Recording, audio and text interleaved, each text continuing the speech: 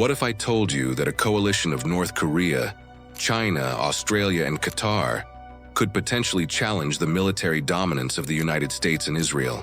Before you click away thinking this is impossible, let me break down exactly how this hypothetical conflict could unfold and why the outcome might surprise you.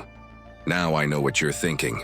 Australia and Qatar, fighting alongside North Korea and China against their traditional allies? In our scenario, let's imagine a world where global alliances have completely shifted due to unprecedented economic collapse and resource wars. Australia, facing severe climate disasters, has aligned with China for survival resources, while Qatar has joined this coalition after a major diplomatic crisis with Western nations. First, let's examine the sheer numbers we're dealing with. China alone brings 2.3 million active military personnel to this coalition, while North Korea adds another 1.3 million troops. Australia contributes approximately 80,000 active personnel, and Qatar around 15,000. Combined, we're looking at nearly 4 million active military members. The United States has roughly 1.4 million active duty personnel, while Israel maintains about 170,000 active troops with 380,000 reservists. But raw numbers don't tell the complete story. China's military modernization over the past 2 decades has been staggering. Their navy now rivals American capabilities in certain regions, particularly the South China Sea. Chinese hypersonic missiles could potentially neutralize American aircraft carriers before they reach effective striking distance. North Korea, despite its isolation, possesses nuclear weapons and has developed increasingly sophisticated missile technology capable of reaching American soil. Australia brings unique advantages to this hypothetical coalition. Their geographic position provides crucial staging areas in the Pacific, and their advanced submarine fleet could control vital shipping lanes. Qatar's contribution might seem minimal, but their strategic location and financial resources could prove valuable for coalition logistics and funding. The American-Israeli response would likely focus on technological superiority and precision strikes. American stealth aircraft, advanced satellite networks, and cyber warfare capabilities remain world-leading. Israel's Iron Dome technology and battle-tested military experience would provide sophisticated defensive systems.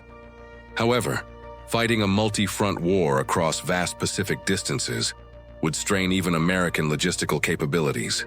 Naval warfare would define this conflict's outcome. China's growing fleet of destroyers and submarines could potentially challenge American naval supremacy in Asian waters. Australian submarines operating from their home bases could threaten American supply lines. Meanwhile, American aircraft carriers would need to operate thousands of miles from home ports, making them vulnerable to coordinated attacks. The nuclear dimension changes everything. Both sides possess devastating nuclear arsenals, making full-scale warfare potentially suicidal. This reality would likely limit the conflict to conventional forces and proxy battles, similar to Cold War dynamics, but with much higher stakes. Economic factors would prove decisive. China's manufacturing capacity could potentially outproduce American war materials, especially if the conflict dragged on for years. However, American allies like Japan, South Korea, and European nations would likely impose crushing sanctions on the coalition, creating massive economic pressure. Technology warfare represents another crucial battlefield. American cyber capabilities could potentially cripple Chinese infrastructure, while Chinese hackers have already demonstrated abilities to penetrate American systems. This invisible war could determine the conflict before conventional forces ever engage. Realistically, such a war would probably end through negotiation rather than decisive military victory. The economic devastation, civilian casualties, and global instability would force international intervention. Nuclear deterrence would prevent either side from pursuing total victory, as the costs would far exceed any possible gains. Geographic challenges would plague both sides. American forces would struggle to project power across the entire Pacific simultaneously, while the coalition would find coordinating between such diverse nations incredibly complex. Supply lines stretching across oceans would become primary targets for both sides. The most likely outcome? A devastating stalemate that reshapes global politics permanently. Neither side could achieve decisive victory without risking civilizational collapse. Instead, we'd probably see a new multipolar world order emerge from the ashes of traditional alliances.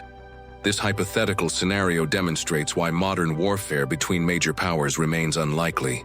The interconnected global economy, nuclear deterrence, and sheer destructive potential make such conflicts almost impossible to win. Sometimes the most powerful weapon is understanding why wars like this will hopefully remain purely theoretical. What do you think would really happen in this impossible scenario?